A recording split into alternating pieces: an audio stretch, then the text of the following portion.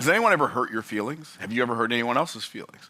Sometimes people's feelings get hurt. Sometimes people's feelings get hurt because people are sometimes they're just mean. But sometimes some people will hurt your feelings because they are seeking to help you.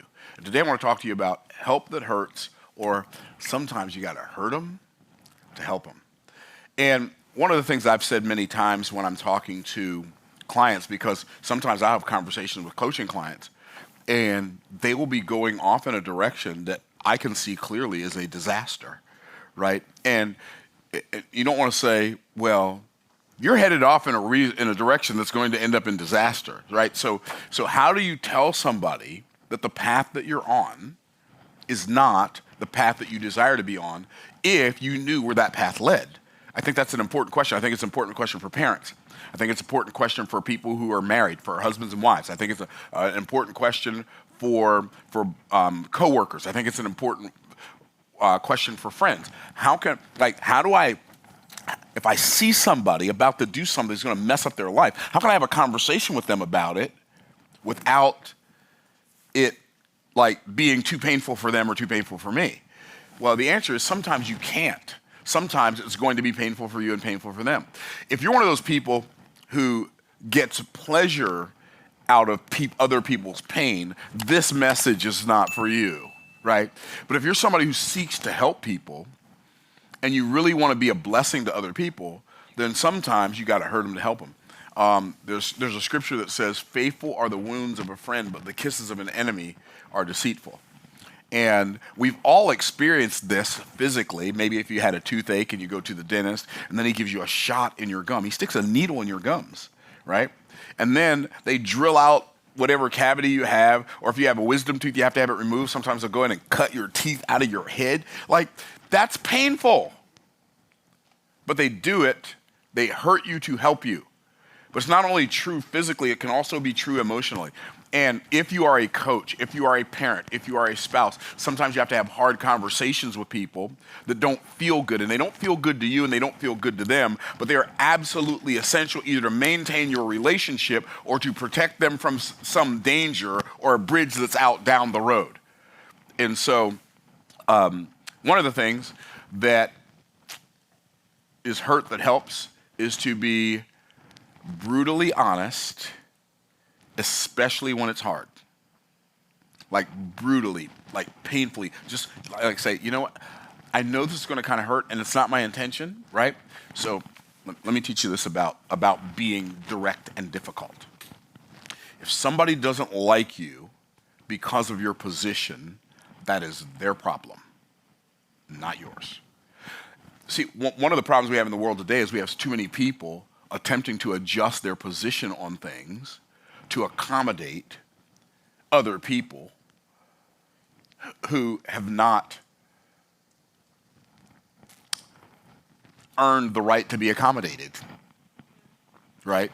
And so, we use all this ambiguous, modern day, new day language for stuff that is not helpful. And we adjust our position. But if somebody doesn't like you because of their position, because of your position, their problem. If they don't like you because of your disposition, that's your problem.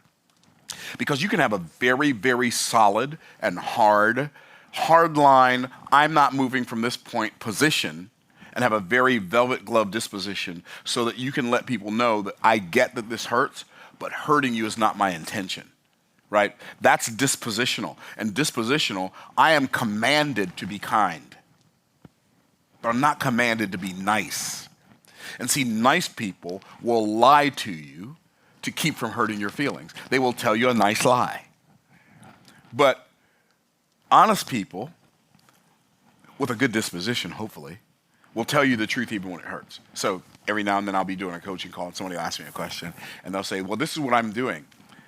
If I'm going to say something that is going to be difficult for them to hear, because I can tell if it's going to be difficult for them to hear before I say it, right? I know, I'm a person. I know what stuff feels like when people say it. So if I know it's going to be difficult, I'll ask them, is it okay if I coach you? Even if they're in a coaching program. Because just because they're in a coaching program doesn't mean they want to be coached. Trust me. right? And so I'll say, is it okay if I coach you? And they say yes. I'll say, I wouldn't say it that way. Here's why. That title is not clear. It's clever, but it's not clear. And I'll just break down why what they just said is a terrible idea. So from my perspective, as a person who's had experience in making lots and lots of money in business, that idea that you had, I know that it feels right to you, but I promise you, you will be on that road for a very long time before you experience any success, if you ever experience any success on that road at all. So my recommendation would be to go this way.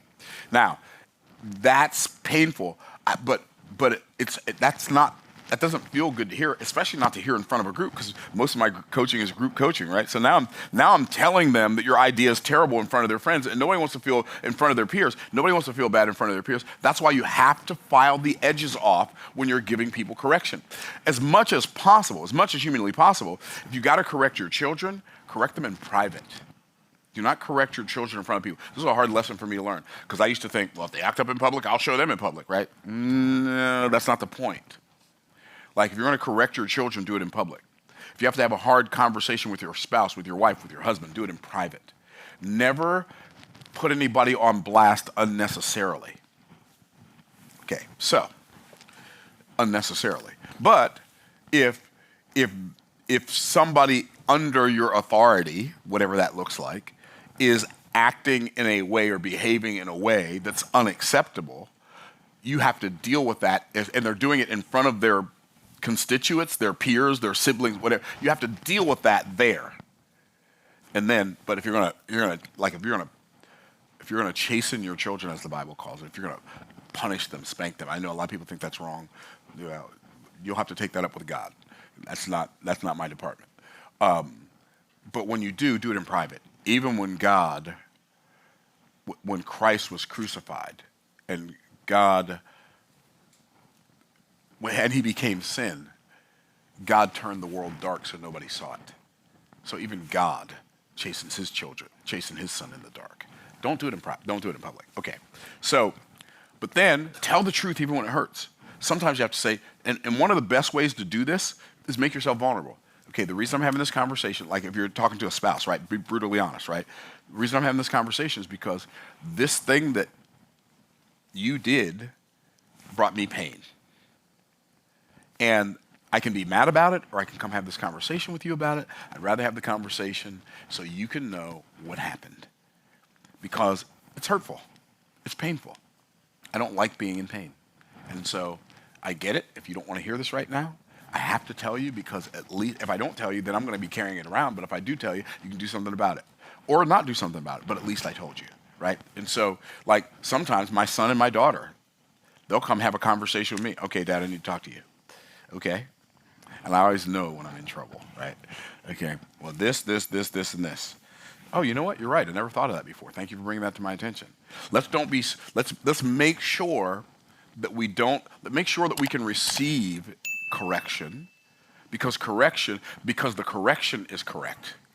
And if it's done in a spirit of humility, let's be able to receive that, even if it's from somebody who's, quote, our subordinate. Are y'all tracking? Okay, so that's number one. Be brutally honest, even when it hurts, but even when it's hard for you and hard for them, do it anyway. The sooner you do it, the sooner you give the situation an opportunity to get better. It's not necessarily going to make it better. Sometimes it'll get worse because the person doesn't want to change. But at least you did your part. If you don't do your part, now you don't even know, right? Okay, number two. Stand for right even when you have to stand alone. This is hurt that helps. Sometimes when you're standing for right, people's feelings are going to get hurt. Oh, well. That's like, it's not my intent to hurt anybody's feelings. Like, I'm going to be teaching a class today for a new coaching program we just started with David Mitchell called Family Business Fast Track. And one of the first things I'm going to do is I'm going to define what is a family, right? I'm not going to define what a family is to be hurtful, but God's ideal model for a family is a husband and a wife and children, right? And so, and I know there are people who say, well, men and men can get married, not according to God they can't. And women can't get married, not according to God they can't. I mean, if y'all want to believe that, do your thing, it's your business, but I don't believe that. Like, it's like saying my little finger has a little finger. No. Nope, that ain't it. right? A wife can't have a wife and a husband can't have a husband. It's not biblical. Let's don't be confused about it. God intended for children to have a mother and a father, not two mothers, not two fathers. And I know there are a lot of people who don't like that. I get it. It is what it is, though. It is what it is. It's not, and I'm not attempting to be hurtful. I'm not attempting to be mean. I'm just telling the truth as I find it. I'm standing where I'm standing. I'm not moving from here, right? You know, it's like I was playing golf yesterday.